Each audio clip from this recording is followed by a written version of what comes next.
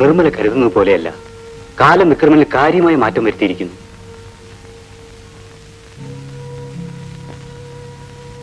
കഴിഞ്ഞതൊക്കെ മറക്കണം. നിങ്ങൾ രണ്ടുപേരും അടുത്തറിയാവുന്ന ഒരു സുഹൃത്തെന്ന നിലയിൽ ഞാൻ പറയുകയാണ്. ഞാൻ എന്ത് വേണമെന്നാ പറയുന്നത്?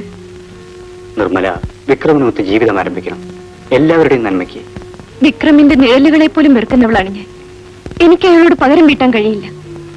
ഞാനൊരു പാവം പെണ്ണായി പോയില്ലേ? കഴിഞ്ഞ 2-3 ദിവസങ്ങളായി വിക്രമൻ എന്നോടൊപ്പമുണ്ട്. നിർമ്മലയുമായി ഇതേക്കുറിച്ച് സംസാരിക്കാൻ എന്നെ നിർബന്ധിച്ചും വിക്രമനാണ്. ഞാൻ പറയാനുള്ള പറഞ്ഞു കഴിഞ്ഞു. ഇനി നിങ്ങളുടെയൊക്കെ ഇഷ്ടം. എല്ലാരും കൂടെ എന്നെ എന്തിനെങ്കിലും കൊല്ലാതെ കൊല്ലുന്നു. എന്നെ ആശ്രയിച്ചു കഴിയുന്ന ഒരു കുടുംബമുണ്ട്.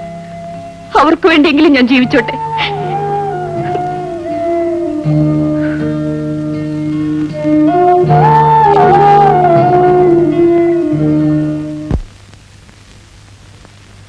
തനിക്കെന്തൊരു വല്ലാത്ത മൗനം?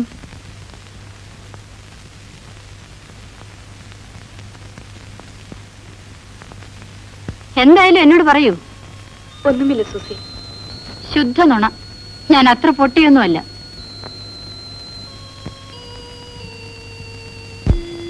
നോക്കൂ, തനിക്കിത് ഇഷ്ടപ്പെട്ടോ? ഇതെവിടുന്നാ സുസി? എനിക്കൊരാൾ സമ്മാനം തന്നതാ. ആര്?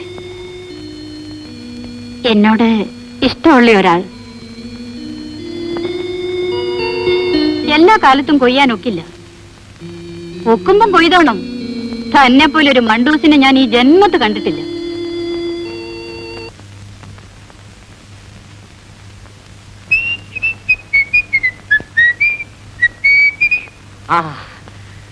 ആ വിദ്വാൻ പിന്നെ വന്നിരുന്നു മിസ്സി. ആര്? മാനേജറുടെ റെക്കമെൻഡേഷനോടെ ഇന്നാള് കാണാൻ വന്നില്ലേ അയാൾ. പുള്ളി ആരാ?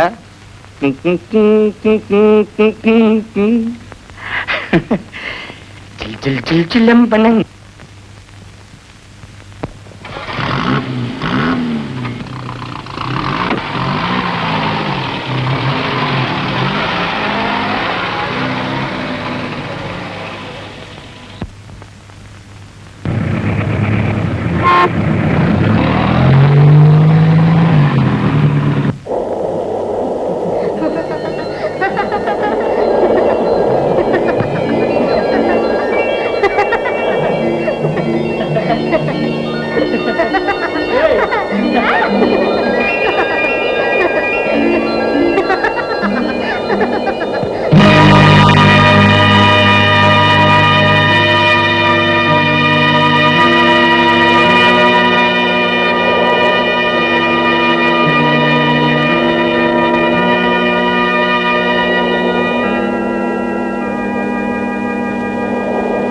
ഹലോ നിർമ്മല.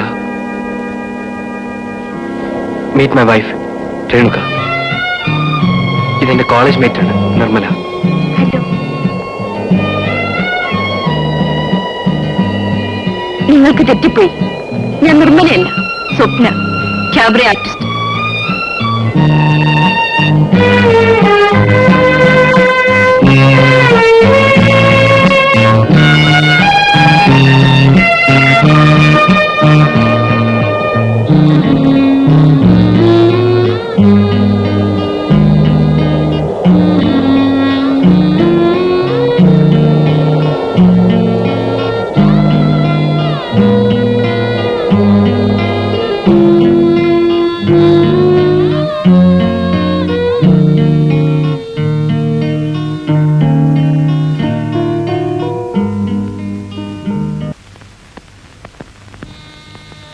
എനിക്കൊരിക്കലും പഴയ നിർമ്മലയാകാൻ ഒക്കില്ല.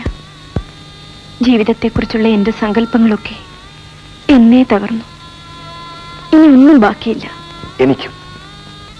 നിങ്ങളൊക്കെ പണക്കാരല്ലേ? പക്ഷെ പണം മാത്രം മതിയോ ജീവിക്കാൻ? പാവങ്ങളോട് ഇത്ര വലിയ ചോദ്യം ചോദിക്കരുത്.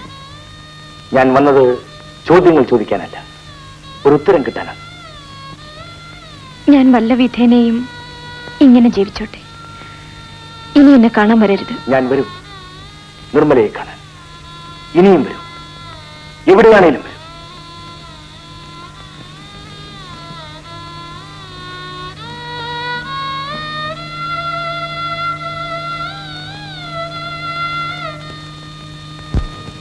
വയ്യ സൂസി, ഞാൻ ആകെ തളർന്നു. തനിക്ക് ആ മാനേജറുടെ സ്വഭാവം അറിയാൻ മേലേ, കടിച്ചു കീറി കളയും. ഈശ്വര, ഞാൻ ഈ കിടപ്പിൽ കിടന്ന് മരിച്ചെങ്കിൽ. തേവിടിച്ചുകൾ ഇവറ്റകൾക്കൊക്കെ നേരം നിറയുമുണ്ടോ? കാവലെ കാണാൻ വരുന്നവരോട് ഞാൻ എന്ത് പറയും? എന്താണ് മേടിച്ചു നിൽക്കുന്നത്? അവർക്ക് സുഖമില്ലാത്തതുകൊണ്ടാണ്. എങ്ങനെ സുഖമുണ്ടാവും? കണ്ടവന്റെ ഒക്കെ കൂടെ.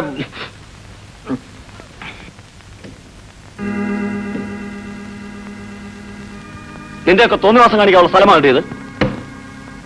എന്റെ ഈ ഹോട്ടലിലെ അന്തസ്സിന്റെ പ്രശ്നമാണ്. എനിക്ക് തീരെ സുഖമില്ല. നിനക്ക് സുഖമല്ലെങ്കിൽ നിന്റെ അമ്മയോട് പറയരുത് നാളെ. അനാവശ്യം പറയരുത്, അന്തസ്സായി സംസാരിക്കണം. നിന്റെയൊക്കെ ഒരു അന്തസ്. നിങ്ങൾക്ക് മാത്രമേ അന്തസ്സുള്ളൂ. എങ്ങനെ ഹോട്ടലിൽ നിന്ന്? അത്രേ ഉള്ളൂ. ഈ ലോകം മുഴുവൻ നിങ്ങളുടെ അല്ലല്ലോ.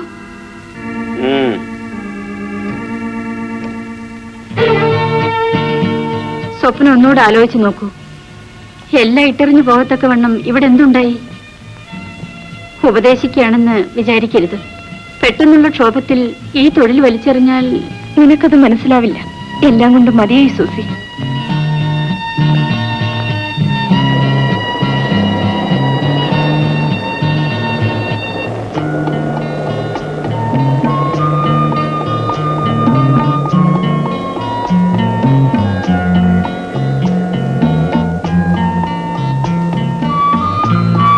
സൂസി പൊയ്ക്കോ, ബസ് വരാൻ ഇനിയും വൈകും. എപ്പോഴെങ്കിലും വരാതിരിക്കില്ല.